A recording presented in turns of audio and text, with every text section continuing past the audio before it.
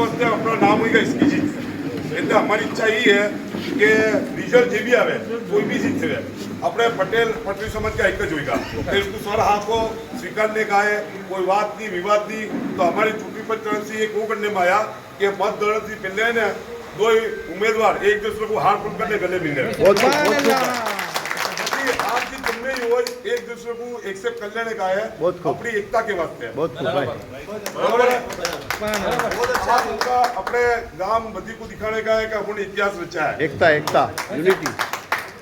चलो आई साहब तमे बड़े थे पहले तमे करो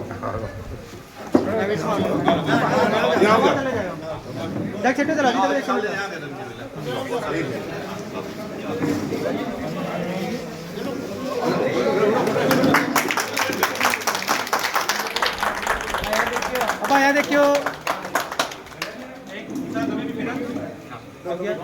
चलो ओके